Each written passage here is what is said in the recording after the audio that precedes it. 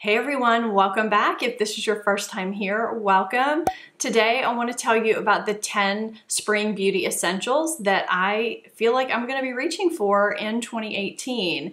These products are a lot different from what I've been reaching for when it's been cooler. So if you're interested in seeing my 10 must-have beauty essentials for spring, just keep watching. So the first one I'm going to start with is this Jergens Natural Glow Wet Skin Moisturizer.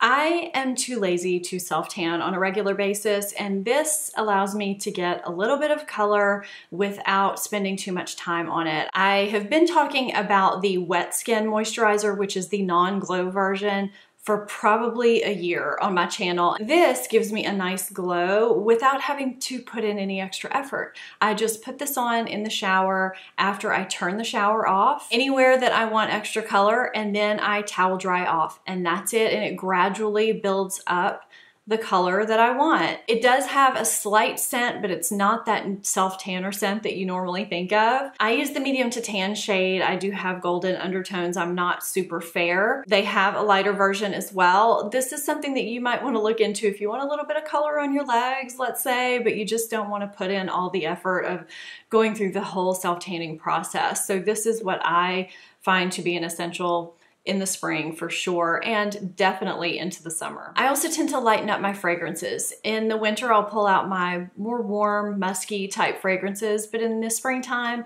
I want to lighten them up. I might go for more fruity type florals, just some sweeter scents without being too sweet, just because that's my preference. I'm not full on beach scents yet. I might throw on a few here and there just to get in that mood, but by and large, it's more just the lighter type of scents. So I've talked ad nauseum about the Jo Malone Peony and Blush Suede. It's just a beautiful fragrance. I had one of you comment asking me, actually I've had a few of you ask me if I could describe the scent. I don't know, I'm just no good at describing scents. I just know that this is feminine and pretty. It's sweet but not too sweet. It's floral but not too floral, because I don't like too sweet or too floral. This is probably my favorite perfume right now, and I think everyone could benefit from trying it to see how it wears on you, because I feel like most people that try this really love this perfume.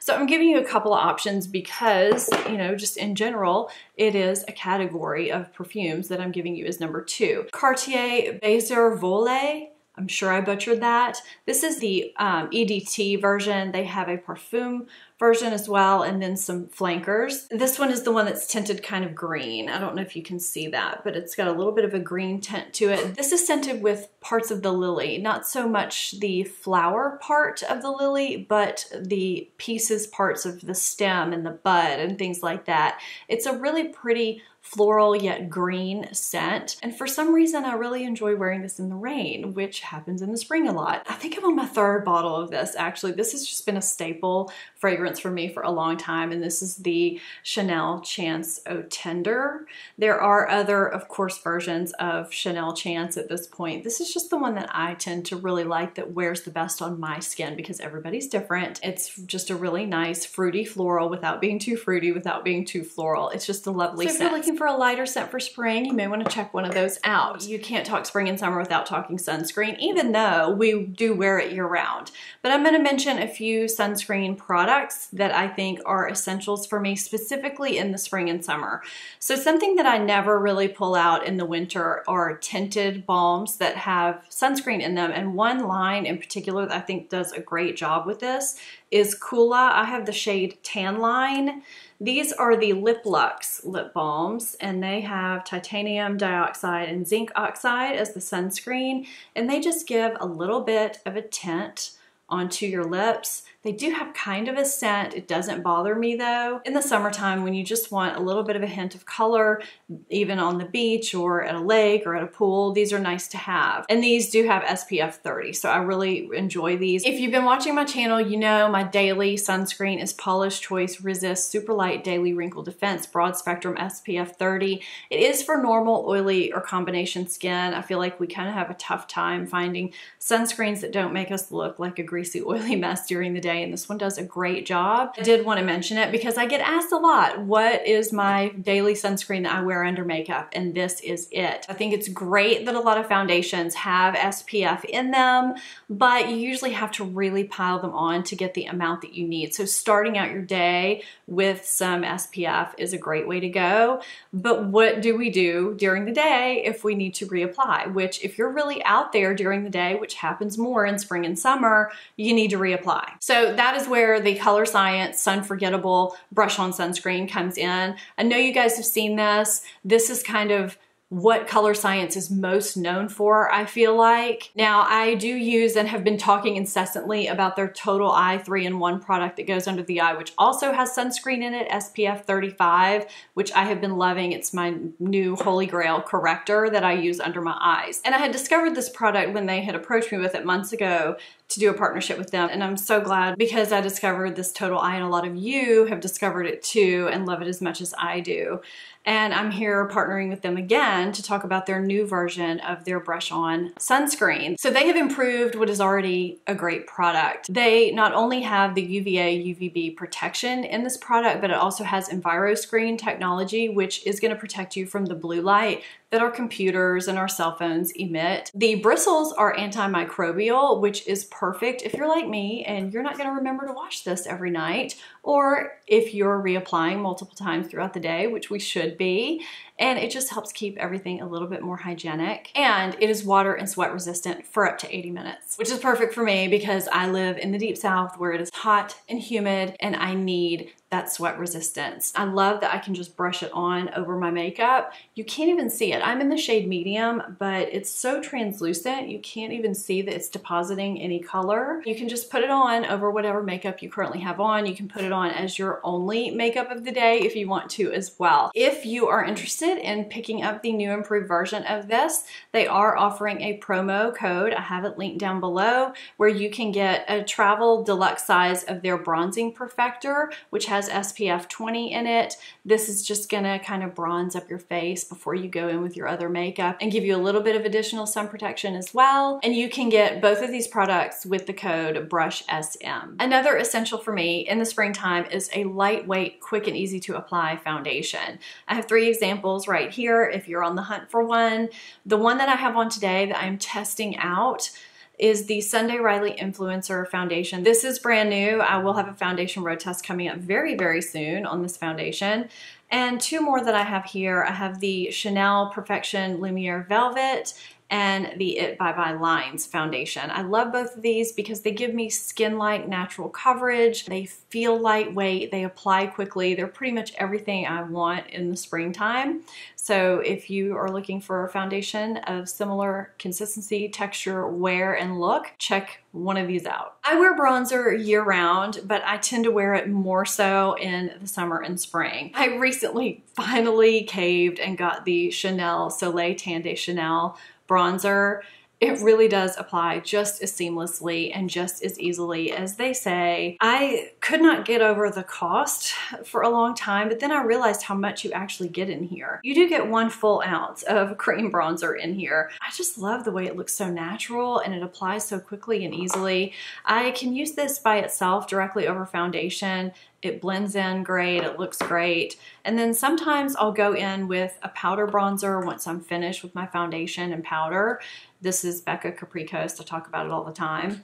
And just bronze up a little bit more kind of all over the face, and it just gives a more sun-kissed, natural, healthy glow. So that's something I tend to do more in the spring, going into summer with these kinds of tones, which is kind of that more golden, I don't want to say orangey because I really don't like an orangey bronzer, but it's more of a golden caramel tone in the spring. In the summer, well, we'll talk about summer when summer gets here. This is what I do in the spring. I'm a sucker for a good coral melon color blush. I just think they give such a fresh punch of color and such a vibrant, awake look to the face, especially in spring. The one that I got most recently that I have been reaching for probably 4 to 5 days a week is the Charlotte Tilbury Cheek to Chic in Ecstasy, and that is this shade right here. I'm trying for it not to be washed out. It doesn't look that vibrant in the pan, but It's what I have on the face, and it just gives that nice alive look to the face. I'm hoping it's not too washed out from the camera and all the natural light that I have in here, but I really just love this for just a good punch of color right now this time of year. I just discovered this Hourglass Vanish stick in Champagne Flash, and I could not be more pleased with a highlighter for spring. And I say spring specifically. I have a 13-year-old daughter, and I was looking at her and her friends in that dewy, youthful glow that they have, and it's just so beautiful. And to me, that is the kind of glow that I want from a highlighter. I don't want the obvious holographic, sparkly look that a lot of people want, and I know that's a thing, and there's nothing wrong with that. What I love so much about this is that I can apply it under my powder or over my makeup if I forget to apply it before, which I do quite often, and it applies beautifully over powder as well.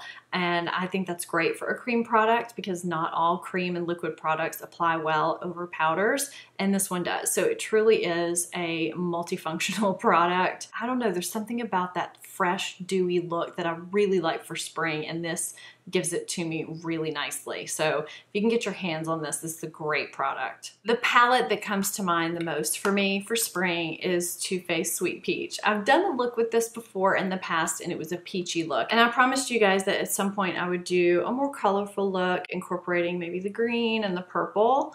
I do have it on today, but I think I went a little bit more subdued today. I find myself reaching into this palette even when I'm working out of other palettes, just to get some transition shades and just to get these peaches sometimes. I love this color Bellini, and I reach for just Peachy quite often and Candied Peach, and then Georgia I use as a transition shade a lot. I just think it's so great for spring, truly. Any palette like this that has those fresh colors in it, I need that for spring. You know, I hesitated on this palette at first, and I find I use it not only when I'm using just this palette, but I reach for it even when I'm in other palettes. So this is just a great palette to have for spring. I don't talk about setting spray much on my channel because I do a lot of foundation road tests and reviews and things like that, and I feel like using setting sprays is not really giving them a fair shot. The spring and summer is when I really do reach for the setting sprays, not so much when I'm doing foundation road tests, just other times. It's pretty much a necessity when it starts getting really hot here, which is in the spring. I like the Cover FX mattifying, and I like the Flower Beauty Seal the Deal hydrating setting spray